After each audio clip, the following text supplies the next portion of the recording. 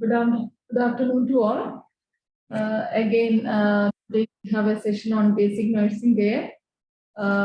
We all nurses, we all know that how to take care of a bedbound patients, but in palliative care, most of the time the patients will be in the home.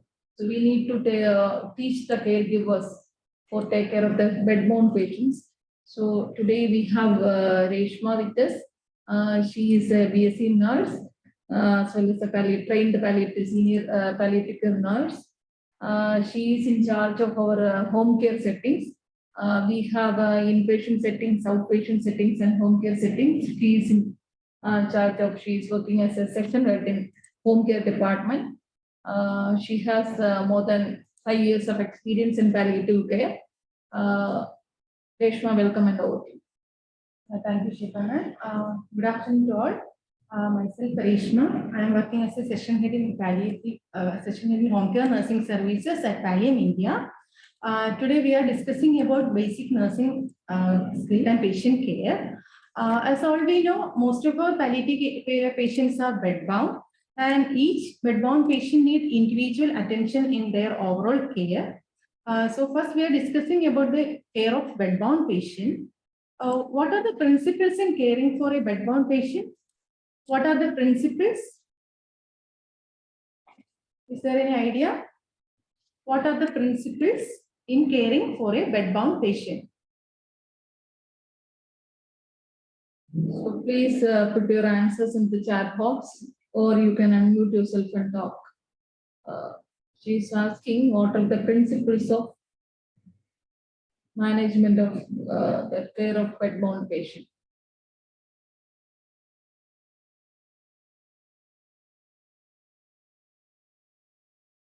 Any idea? Please share your thoughts.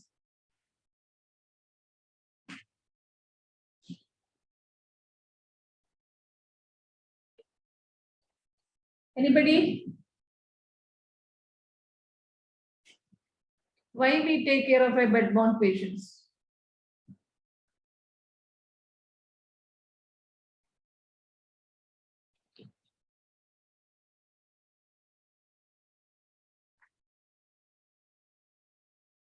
Okay.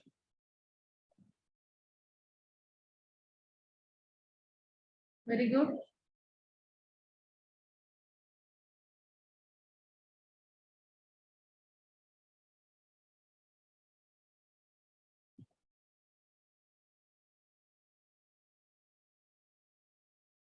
Okay. Thank you. Thank you for your answers. We know a bedbound patient needs special attention in his overall care, and they are more prone to get bed sores and infections. So the primary principle is to prevent health complications and to promote comfort, build confidence, prevent isolation, and improve the quality of life. These are the basic principles in caring of a bedridden patient. What are the basic needs of a bedbound patient or a patient? What are the basic needs?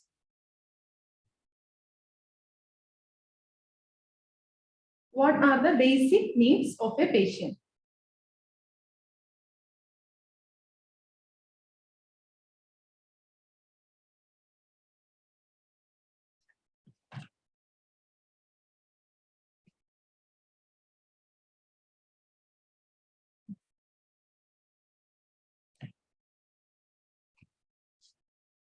The basic needs of a patient include oral care, skin care, eye care, ear and nose care, hair care, perineal care, nail care. Totally, the patient needs total care from us that include oral, skin, eye, ear, nose, hair, perineal and nail care. First, we are going to discussing about oral care. Oral care is almost equal to overall health of the patient. And what are the purposes of oral care? Purposes of oral care.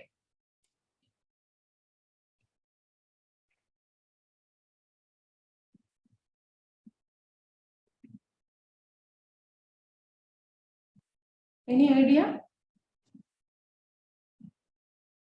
Purpose of oral care. Good oral hygiene. Then any other answers? To prevent infection.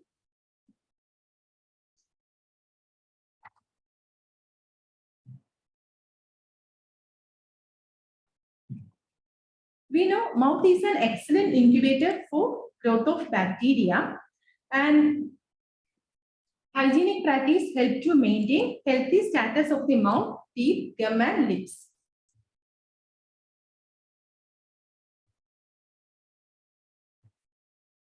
And the main purposes include, we are providing oral care to remove food particles. We know if there is any remaining food particles, there may be likely medium for bacterial growth.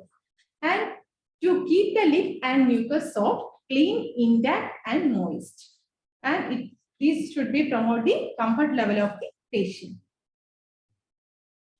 And also improving the nutritional status by enhancing the appetite. And good oral hygiene will stimulate the blood circulation of the gum, thus maintaining healthy firmness.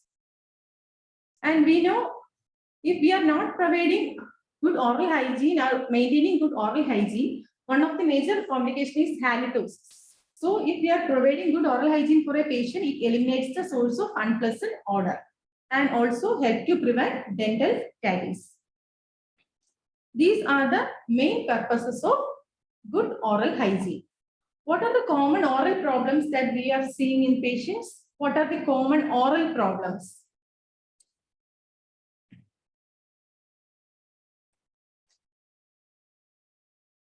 Common oral problems. Ulcer. Then any other answers? Oral thrush, cavities.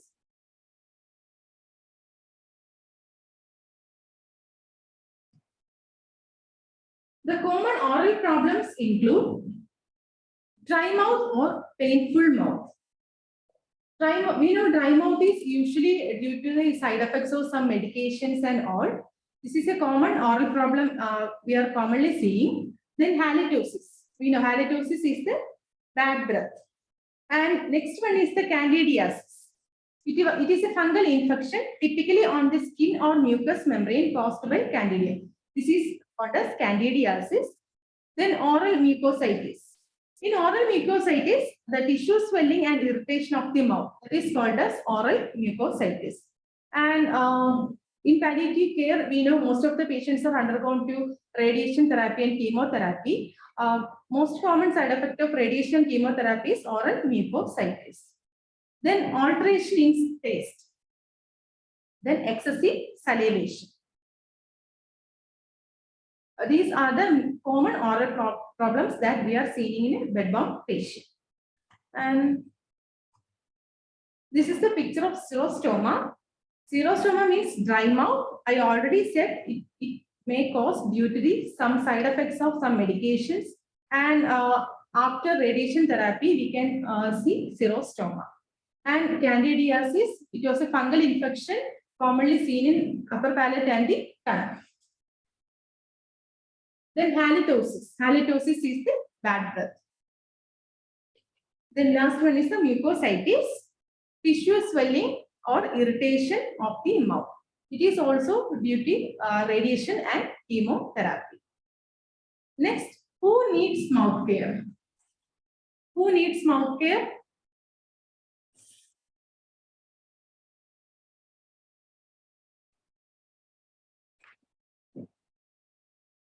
Who needs mouth care?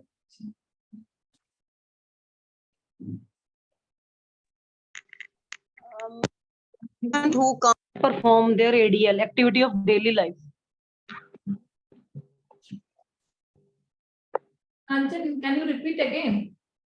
Yes, ma'am. I said ki patient who need mouth care, the patient who are unable to do their ADL, activity of daily life. Okay, very good.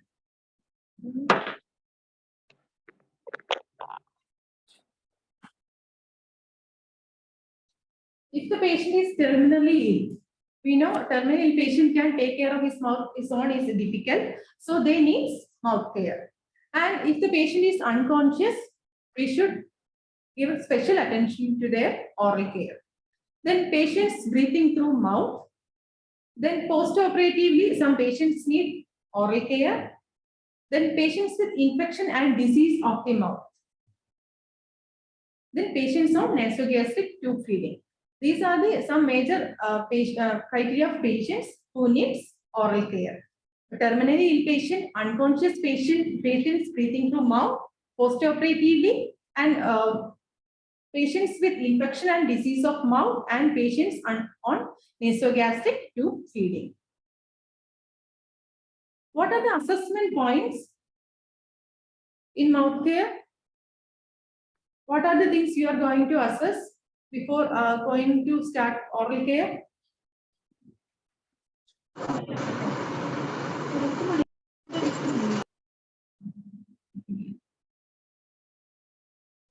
Is there any bleeding? Then any other answers?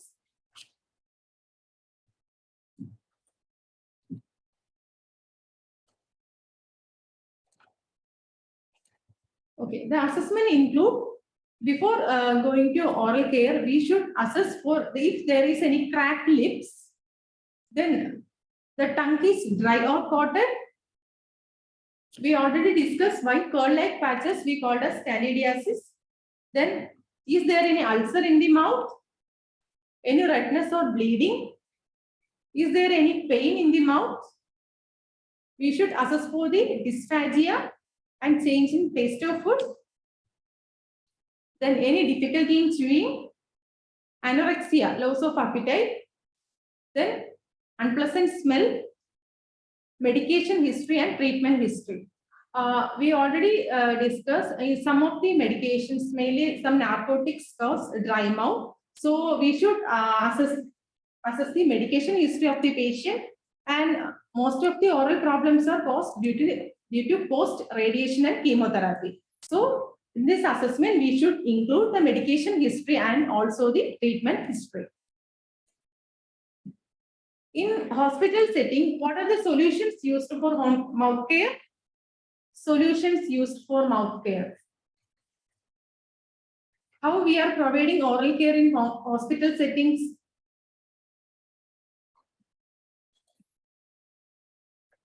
Which is the solution we used for oral care?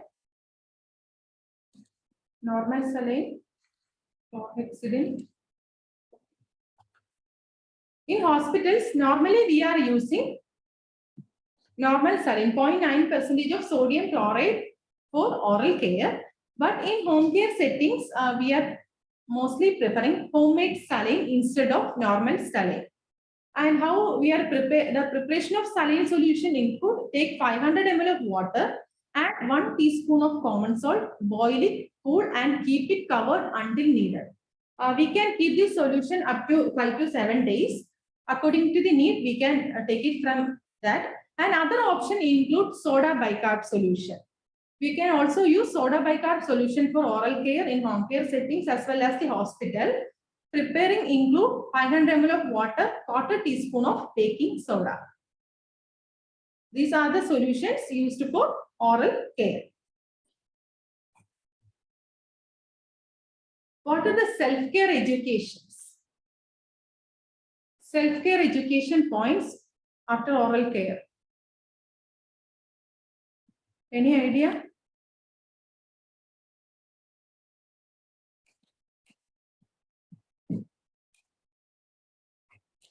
Self-care education include: advise the patient to brush the teeth twice a day with a soft toothbrush.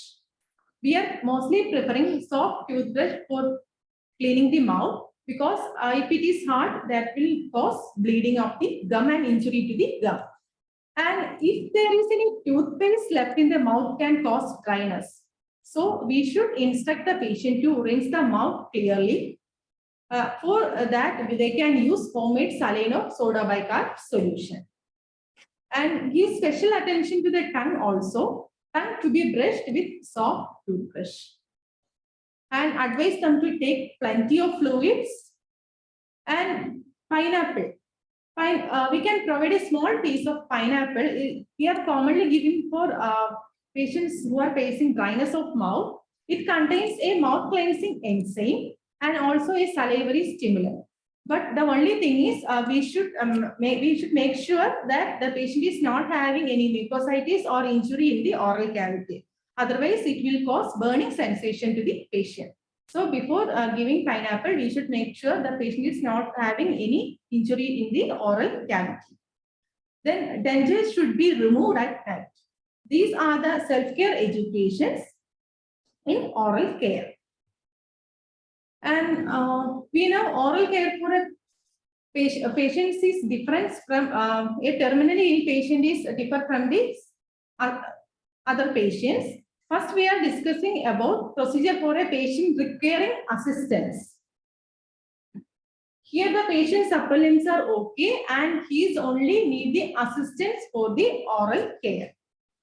First of all, explain the procedure to the patient. We should provide privacy before starting the procedure. And for these type of patients, we are most frequently giving semi-Fowler's position or Fowler's position if not contraindicated. And we should place a towel under his chin and over the bedding to avoid the soiling. And pour the water over the brush, place dentifrice on it.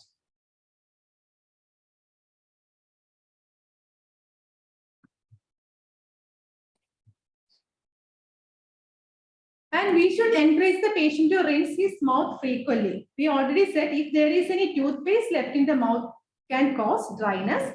So encourage the patient to rinse well before, after the oral care.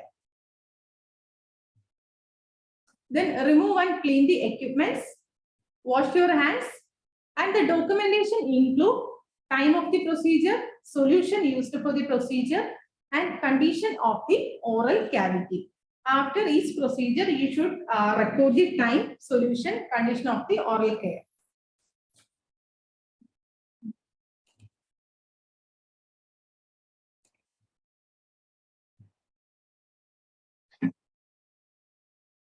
Now we discussed about the procedure of a patient requiring assistance. Next, we are going to discussing about procedure for a terminally ill patient. Here, the patient needs full help from us, and he can't able to do his oral care independently. So, how we are taking care of a terminally ill patient?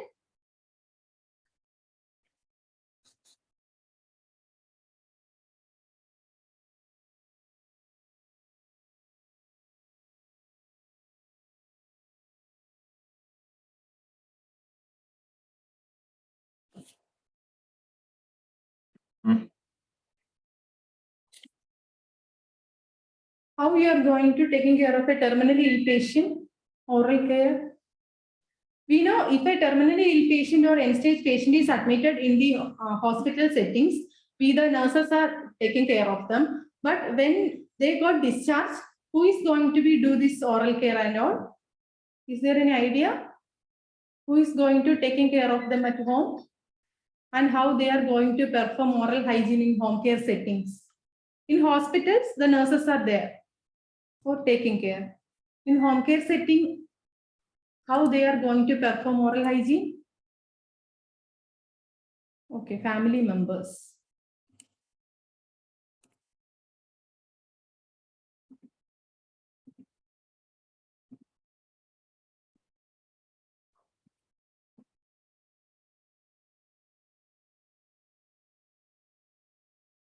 Okay, before discharging the patient, we should teach the caregiver how to perform oral care in home care settings, and we should train them before they discharge from the hospital. Okay, now we are discussing about the procedure for a terminally ill patient. Is there any difference with the last one we discussed? Is there any difference?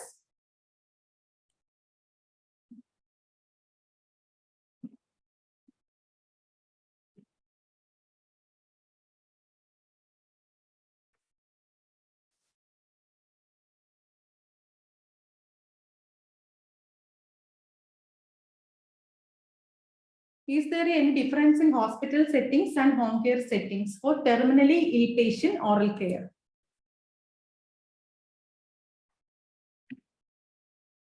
In hospital setting, what are the articles we used for oral care? Articles needed.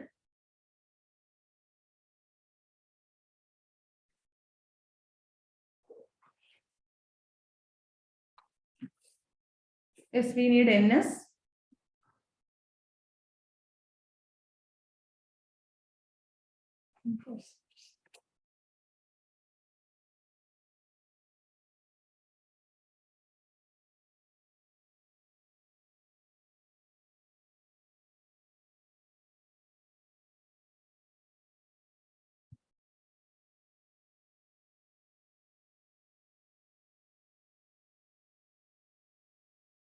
You know, in hospital settings, we are mostly using artery forceps for doing oral care. But in home care settings, there is no availability of artery forceps. So instead of that, we are advising the caregiver to use spoon or ice cream sticks for as a artery forceps. And tongue depressor. Gauze piece, normal saline. Instead of gauze piece, we can use clean cotton cloth or gauze. If gauze pieces are available, they can use it. Then in hospital, we are normally using normal saline for oral care. But in home care setting, we are mostly preferring homemade saline. And in hospitals, to avoid the soiling of bed and patient, we are using Macintoshes. In most of the homes, Macintoshes are not available. So we can use plastic sheets. Then face towel, clean water, swab stick, kidney tray.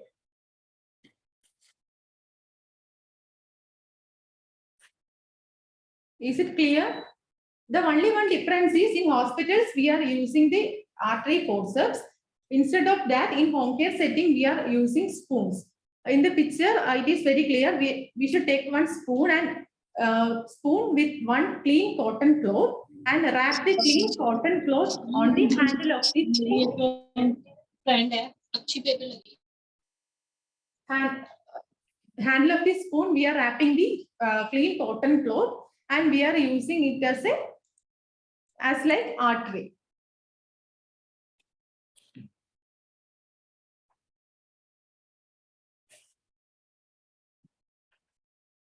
Next is about the procedure for a terminally ill patient. First of all, explain the procedure to the patient. We should provide privacy and place a small Macintosh with a face towel under the head. Then mostly we are preferring semi-Fowler's position and her tongue towards the side to prevent the aspiration. And use a padded tongue blade to open the patient mouth and separate the upper and lower teeth. I already said we are instead of artery we are using these spoons and we can use this for opening the mouth. It is shown in the picture also. And we should soak these cotton balls in homemade saline and squeeze out excess water. If there is excess water, we know it is a terminally ill patient. If we are introducing more water, it may lead to aspiration. So we should make sure to squeeze out excess water before starting the procedure.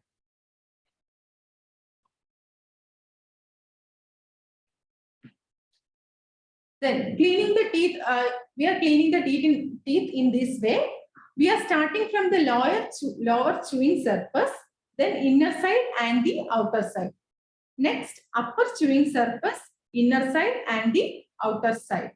And clean oral cavity from proximal to distal using one gauze piece for each straw. And clean with normal water. After the procedure, after using the homemade saline, we should clean the mouth using normal water. Otherwise, some patient may feel irritation. So after a procedure, you should clean with the normal water. And we should lubricate the lips using swab sticks.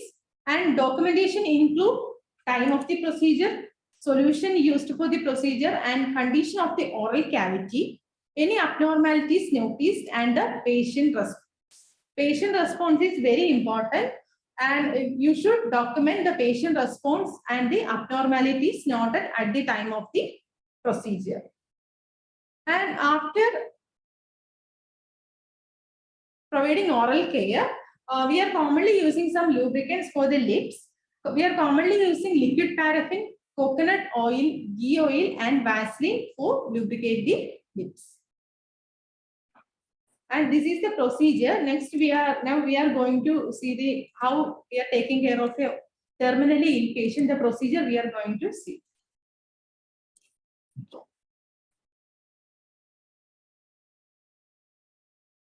Patient. Mrs. Anna is suffering from brain cancer. Do you have any doubts in the video?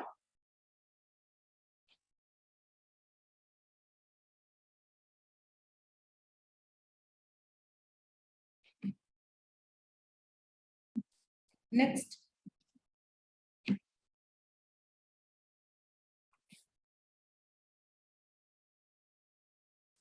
Next, we are going to be discussing about the care of eyes.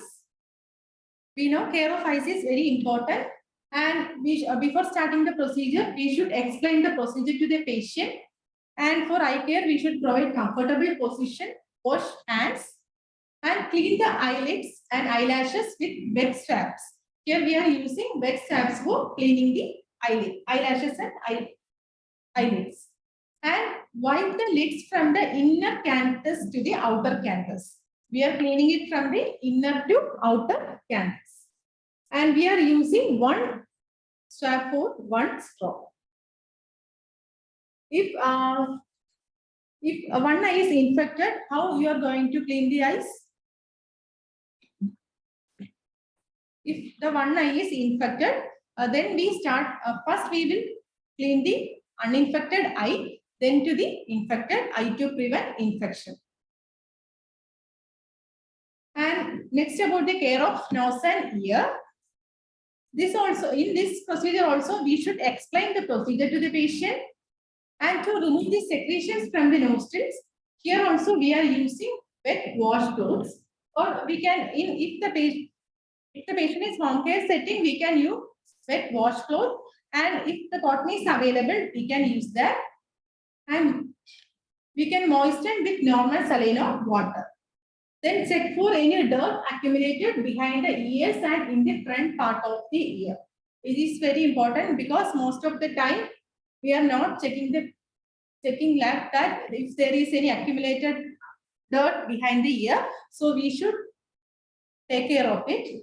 And collection of wax in the ear may cause hearing problem. If there is more excess wax, we should refer this patient for further consultation, and we should check that also.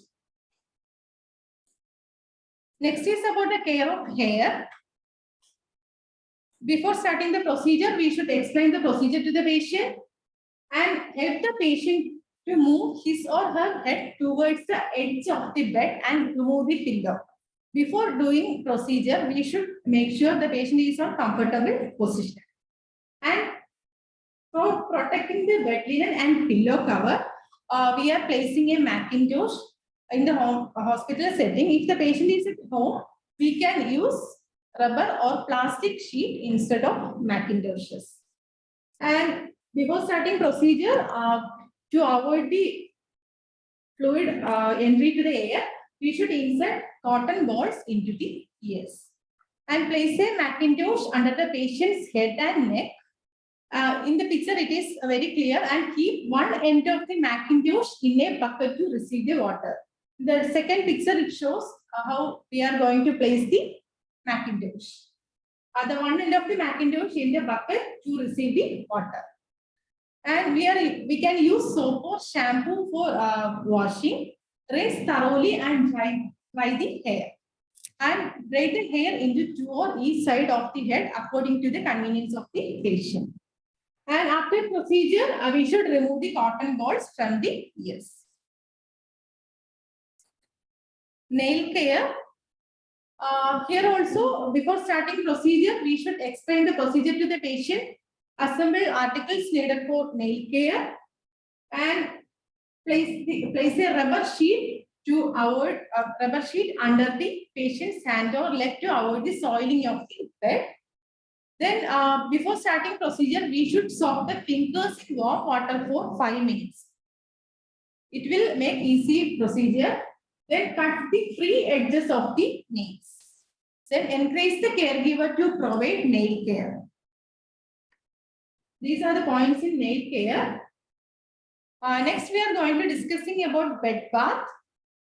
We know bathing is very important in maintaining and promoting hygiene, and the main objectives include to clean the dirt from the body, and bed bath will to increase the elimination of waste through the skin, and it will stimulate the circulation of the patient. Then it will induce sleep.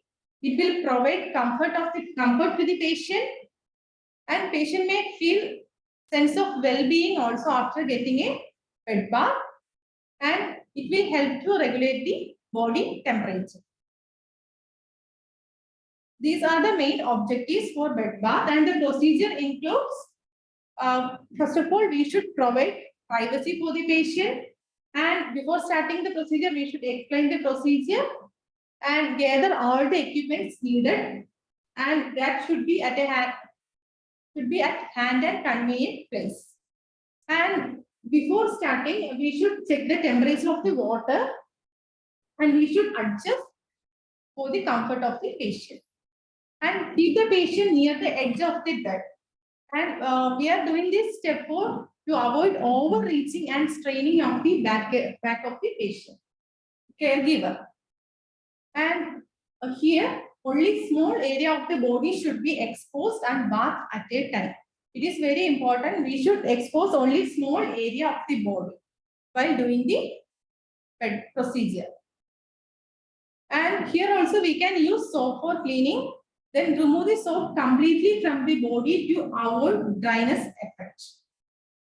And we are starting the cleaning from the cleanest area to the less clean area. First, we are cleaning the cleanest area, then we are going to the less clean area. Example, we can start with the upper parts of the body, should be clean before the lower parts. And wash the hands and feet by immersing them in a basin of water, because it promotes thorough cleaning of the fingernails and toenails. A thorough inspection of the skin, especially at the back of the body, should be done to find out easily signs of bed sores. We know in palliative care, most of our patients are bedbound and they are more prone to get bed sores. So while doing a bed bath, we should inspect the bony prominence and back of the skin for is there any signs of bed sores. And after care, after the bed bath, we should apply moisturizing cream and massage at least for 3 to 5 minutes. It will promote the circulation and will help to prevent the formation of bed sores. After providing bed bath, we should provide back care for the patient. While giving back care, we should give special attention to the pressure points. That is body prominence we should taking care of. And we are doing back care every few hourly. And wipe with soap and rinse with plain warm water and dry the area by patting. We are drying the area by patting and not by rubbing. If we are rubbing, it may cause injury to the skin. So here only we are drying with patting. And apply moisturizing cream and massage at least 3 to 5 minutes to promote circulation and to prevent bed sores. And massaging helps to increase the blood supply also. And most of the bedbound patients are joints are stiff and they are facing contractures in their joints. So active and passive exercise is very important for a bedbound patient, and exercise must be integrated into the patient's daily life as it prevents contractures, food drop, and stroke. These are the common problems that we are facing by the bedbound patient. So we should promote active and passive exercise for bedbound patients. And all the joints need physiotherapy for such patients. And we should educate the family about the importance of exercise for a bedbound patient and how it is preventing joint stiffness. And next we are going to discussing about some procedures, catheterization. Okay, we know A Foley's catheter is usually we are using Foley's catheters for urinary catheterization. A Foley's catheter is a sterile tube that is inserted through your urethra and into the bladder to drain the urine. Is there any other indications for urinary catheterization? What are the main indications for urinary catheterization?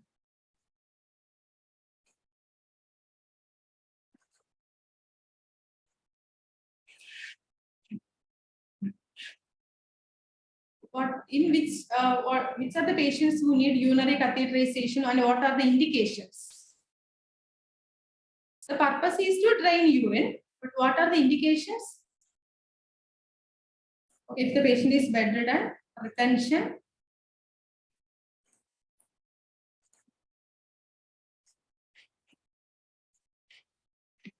surgery.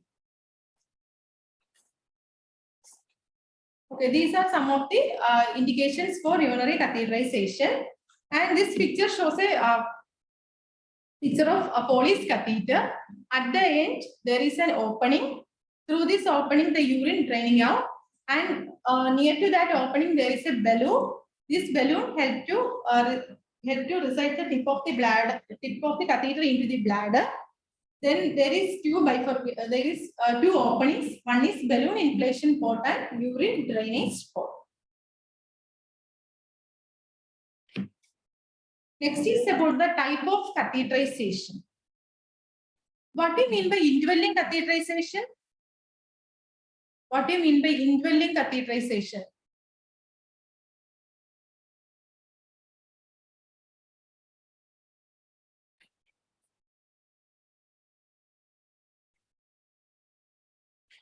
Indwelling catheterization.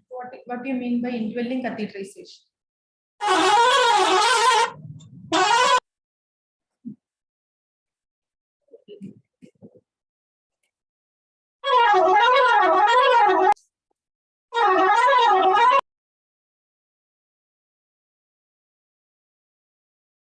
In indwelling catheterization, the catheter tip remains in the bladder for a long time, and there are mainly two types. In indwelling catheterization, if we are approaching the bladder via urethra, it is called as urinary catheterization, and if we are approaching the bladder via suprapubically, it is called as indwelling suprapubic catheterization. If there is any tear or injury into the lower urinary tract, we are mostly preferring suprapubic catheters. That is meant by indwelling catheterization and indwelling suprapubic catheterization. And third one is clean intermittent self-catheterization.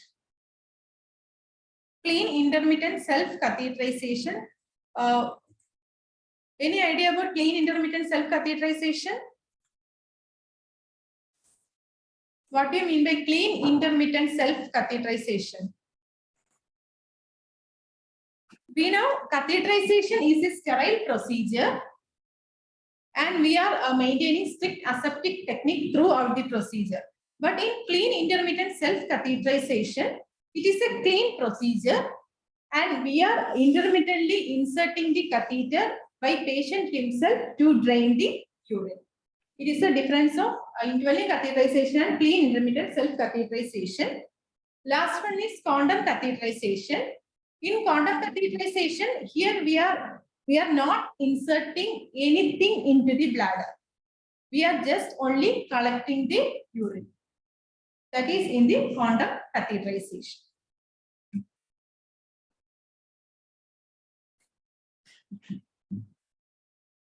Then the procedure includes, we know catheterization is a sterile procedure and throughout the procedure we are maintaining strict aseptic techniques.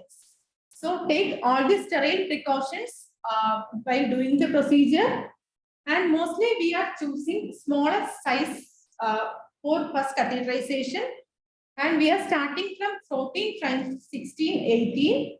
Then mostly we are preferring 14 French for first catheterization.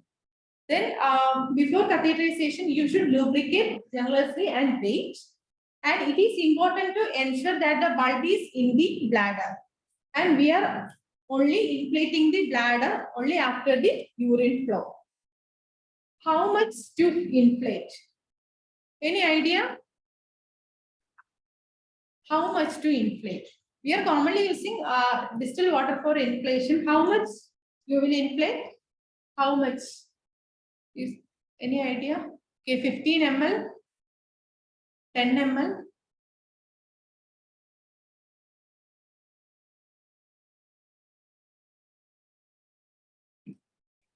10 ml. Okay.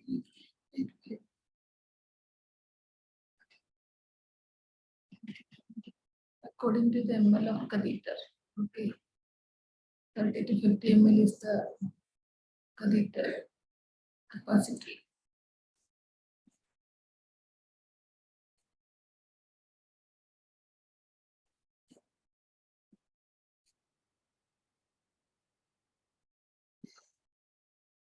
Okay, usually we are preferring 10 ml to 15 ml, and too much can cause bladder spasm. So we are mostly preferring 10 to 15 ml. And the antibiotic prophylaxis for urinary catheter insertion is not recommended also. And the main point is we are using only 10 to 15 ml to inflate the balloon. If we are inflating more than 15 ml, that may cause bladder spasm and patient may feel discomfort. I already explained what is clean intermittent catheterization. Here it is a clean procedure and a patient can do by himself. And first of all, maintain privacy, then wash hands, position according to the comfort level of the patient. In this, if the patient is male, they can perform intermittent catheterization from their bed, wheelchair, toilet, etc. But if it is a female, they need one mirror for locating the site of insertion. That is the only one difference. Females are more comfortable in bed and males can do it from anywhere and position according to the comfort level of the patient. Usually we are using Nelcat size of 12 French for clean intermittent catheterization. It is pain-free and it is easy to use. So we are using the smallest size. We are starting from the 12 French. And before inserting the catheter, we should lubricate the tip before insertion. And we are doing it 4th hour interval. In every 4th hour, we are performing the clean intermittent catheterization. And after using the catheter, clean the Nelcat under running water and keep it dry in a clean container. Okay, is there in which patients we are starting clean intermittent catheterization? What is the indication for starting clean intermittent catheterization? Any idea? In which patient we can start clean intermittent catheterization? Which type of patients? Now the patient is on continuous bladder drainage. And what is the criteria for starting clean intermittent catheterization?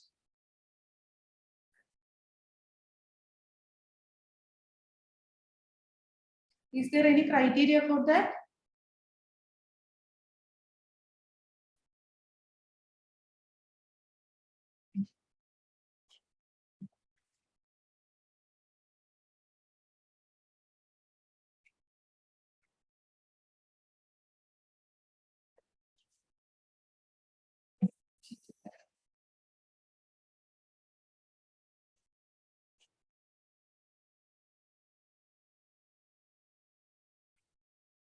Okay. We are mainly preferring patients with bladder sensation, and patient is on continuous bladder drainage, and we found that this patient is having bladder sensation. For that patient, we can choose for clean intermittent catheterization. Before starting the procedure, we should make sure the patient is having bladder sensation, and we are doing it as 4-hour interval. And if we are decided to start clean intermittent catheterization, we will provide 4 to 5 Nelcats for that patient. And at 6 a.m., they can use the Nelcat number 1. And again at 10 a.m., they can use the Nelcat number 2. Then next time is at 2 p.m., they can use the Nelcat number 3. Like alternately, they are using the nail caps. They are not using the same nail cap for the whole day. They are intermittently using the nail caps. And during this 6 a.m. to 10 a.m., we can put that patient to quantum catheters. Because previously the patient was on continuous bladder drainage. Today we started a clean intermittent catheterization. There is a chance of incontinence or leakage of urine. To prevent the soiling and to prevent other complications, we can put this patient on quantum catheters. We are mainly using nail cap number 12, and according to patient, we can use 14 size also. And the main advantages include it will improve the quality of life.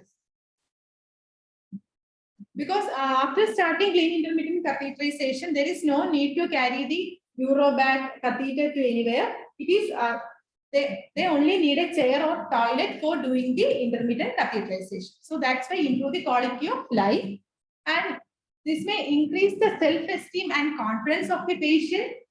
It is very easy to use, inexpensive, and reduce the risk of infection. In continuous bladder drainage, the catheter resides in the bladder for a long time. But in clean intermittent catheterization, the tip remains for few seconds or minutes. So risk of infection is less, and it will improve the sexual life also. Next is about the last one is quantum catheterization. Here we are not inserting anything into the bladder. Here we are only collecting the urine. According to the size, we are choosing the quantum catheter for the patient. Mainly small, medium, and large sizes are available. According to the size of the patient, we can choose one. Along with this quantum catheter, there is an adhesive tape. This helps to fix the catheter in place. And here also, if we are planning to start quantum catheterization, we are providing 3 to 4 quantum catheters at a time. In today morning, they can use the first one, and they can use up to next morning. Maximum 24 hours, they can use the same quantum catheter. If there is any itching, sweating, is there any irritations noted, they can change. And we are advising the patient to clean the area with homemade salve. And we can use soap and water also for cleaning the area.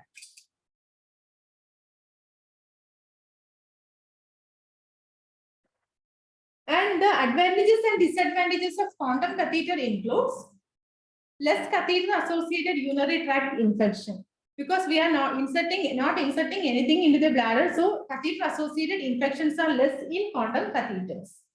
And it is more comfortable than indwelling catheters also, and less movement restrictions are there. It is a non-invasive, so it is very comfortable. It is one of the advantages. And the disadvantages include, if we are not choosing the right size, it may cause leaking. So we should choose the correct size for the patient. And skin irritation and breakdown from urine leakage. If we are not choosing the correct size, it may lead to urine leakage and skin irritation. So we should take correct size of the patient, and more likely to fall off or leak than internal catheters. Here we are only fixing the catheter with an adhesive tape, so more likely to fall off. And rarely some patient shows allergic reactions because it is made up of latex, and rarely some patients show allergic reactions. These are the advantages and disadvantages.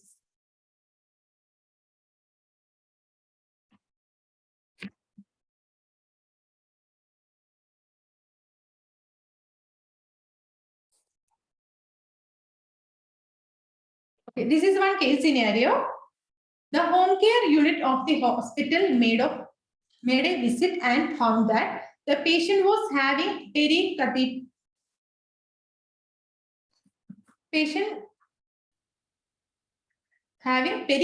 leak. So they changed the catheter. The next day, the carer noticed that the pericatheter leak was still persisting. She called them again. They came and changed the catheter. Again, the next day, the same happened. once again the catheter was changed. The catheter was changed 3 times, but the problem did not resolve. What may be the reason?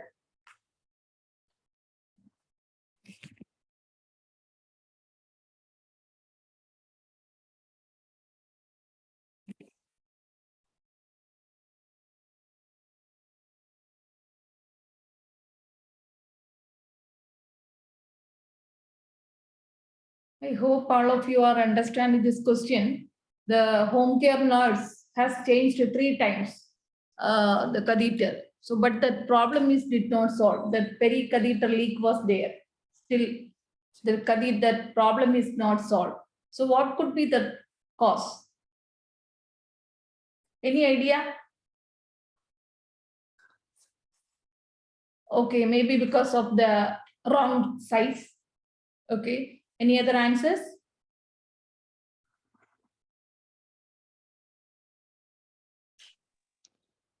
Only one answer I have received.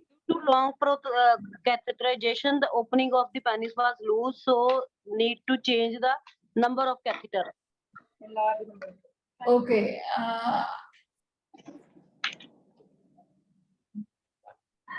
You are requesting to change the size of the catheter, right?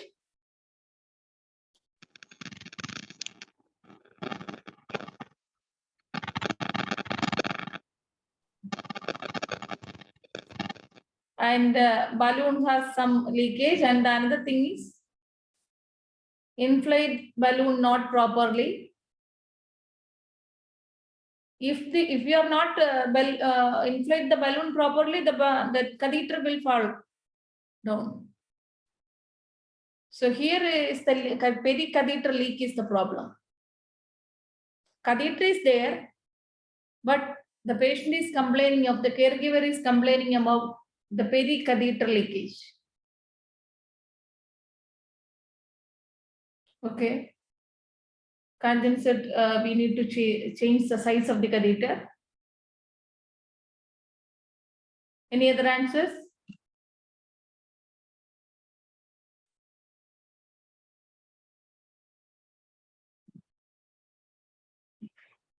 Okay, thank you. Okay, go ahead.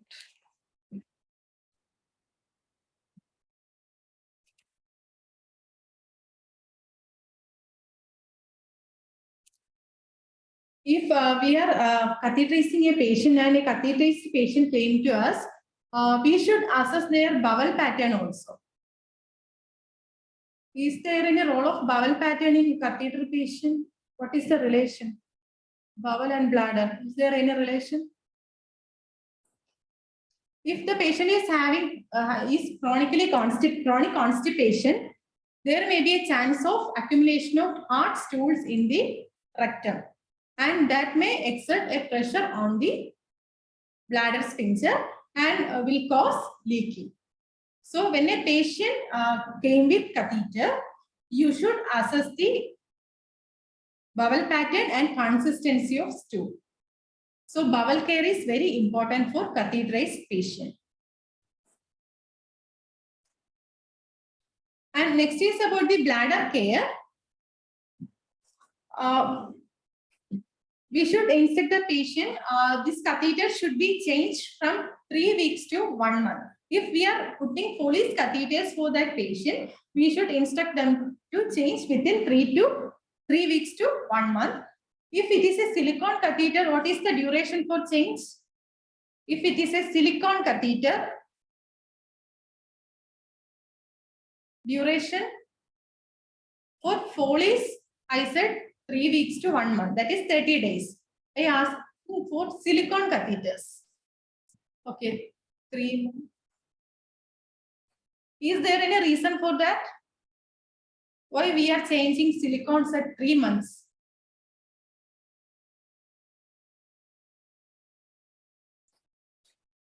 Any reason? The silicone materials are tissue friendly and colonization is less. So the risk of infection is less. So we are changing it is in 3 months. And for bladder care, perineal care is very important.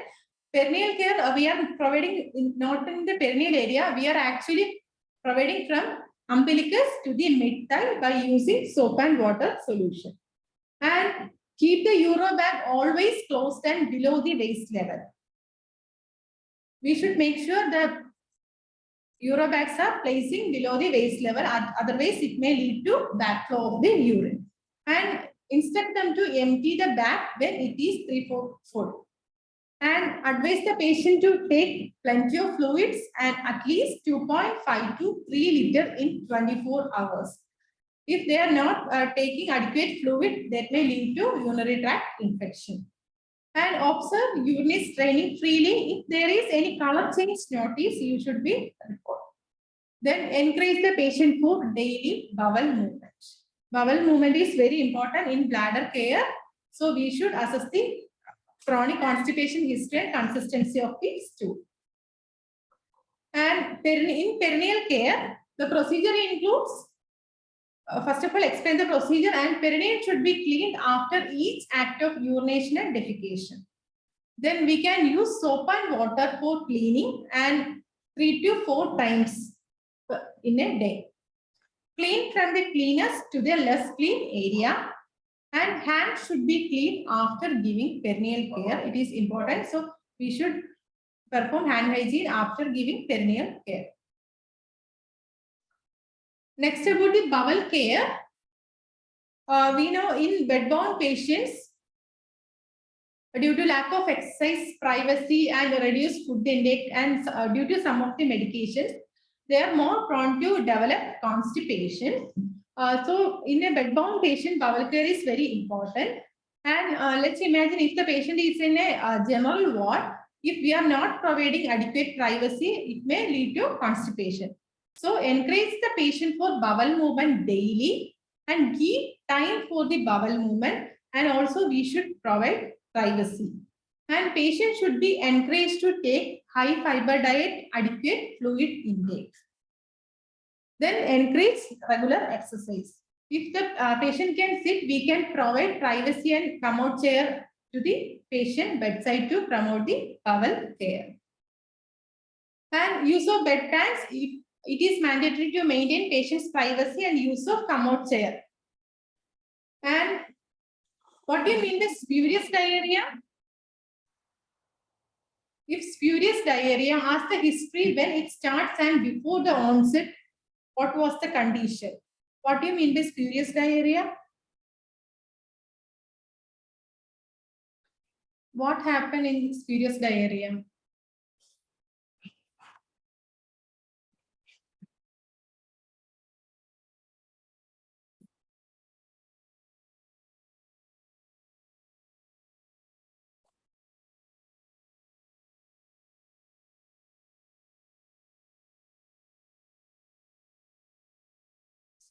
Yes, after constipation, small amount of liquid stools come out.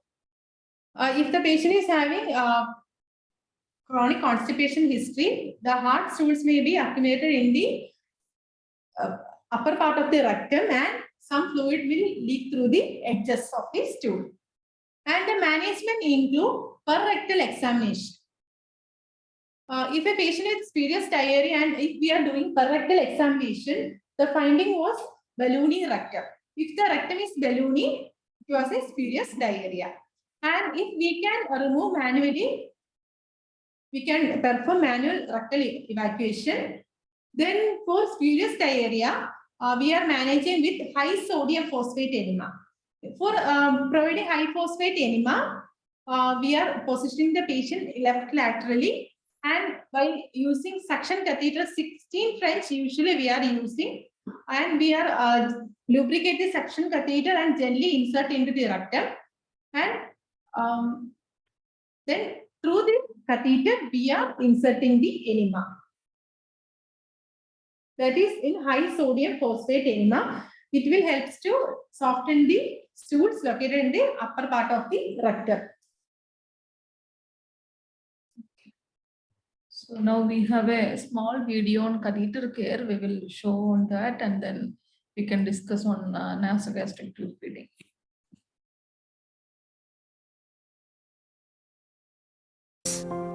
Articles required: a sterile tray containing 2 bowls and gauze pieces, a clean tray containing clean washcloths, jug with warm water, normal saline, 1 Macintosh, 1 small towel, a pair of clean gloves, a pair of sterile gloves, 1 kidney tray, adhesive tape and scissors. Greet the patient. Explain the procedure to the patient and take consent. Provide privacy to the patient. Wash hands.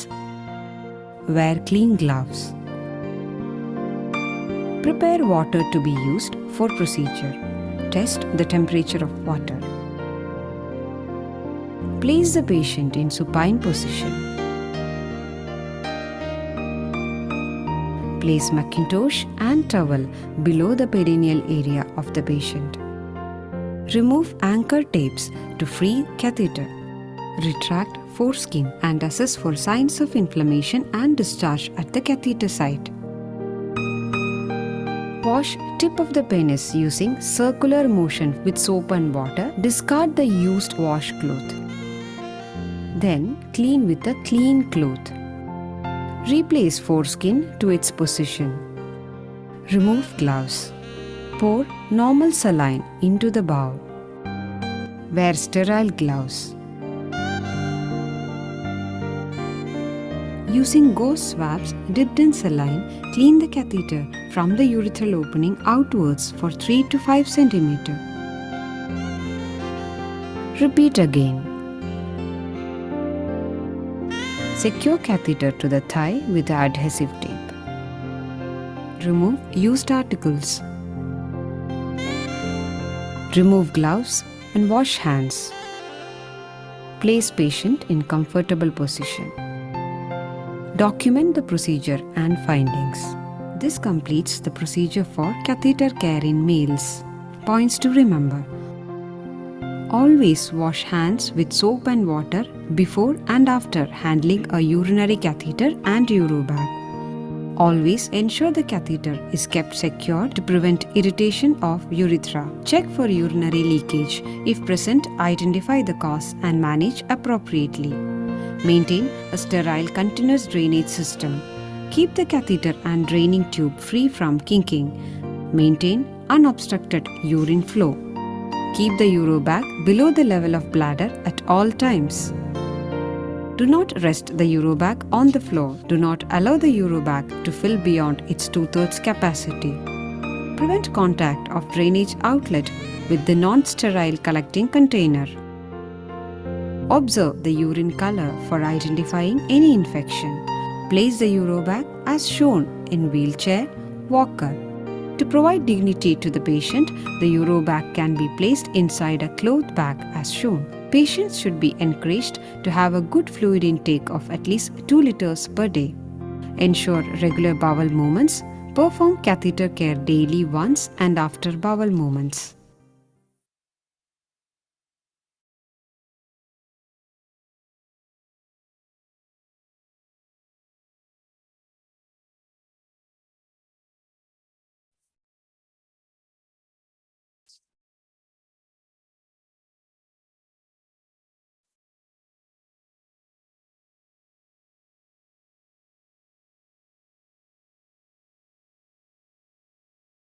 Next topic is nasogastric tube feeding. Nasogastric tube, this is a process of feeding with the tube, that is nasogastric tube, inserted through the nose, pharynx, esophagus and into the stomach. There is like catheters, here also the color codes are there. And the care of nasogastric tube include, first of all, perform hand hygiene. For this, keep fowlers or semi-fowlers position before feeding. Then prevent air entry in the bulb in the tube by pinching it. Before opening the tube, we should pinch the tube. And aspirate before starting. We should make sure that tube is in the stomach. So aspirate and make sure that the tube is in the stomach. If we are aspirating more than 50 ml, we should skip that feed. And food items is thoroughly grind and filtered. If not, the big particles of food will obstruct the tube. And every 2 hours only we are giving nasogastric tube, and the amount of feed is 200 to 250 ml. Mostly we are preferring homemade food for feeding nasogastric tube patients, and about 25 ml of plain water we are using before and after the feed to clear the tube. Then keep the patient in same position at least for 30 minutes. What is the reason for that? After providing feed, we should maintain that position for 30 minutes. What is the indication for that?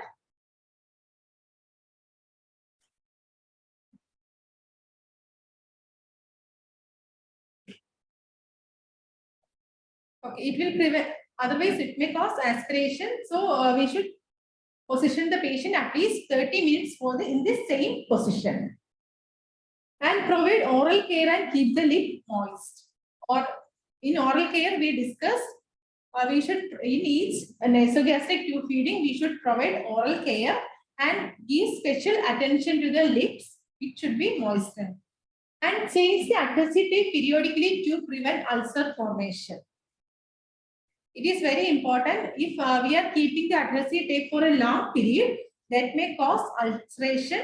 So we should change the adhesive tape periodically.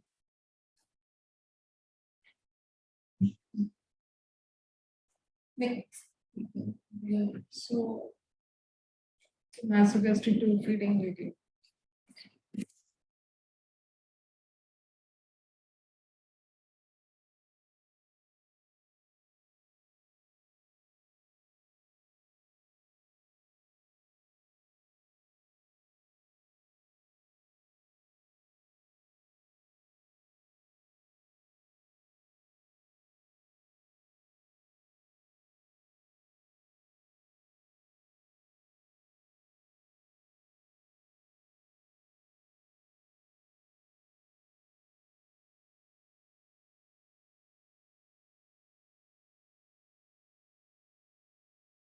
Tube feeding.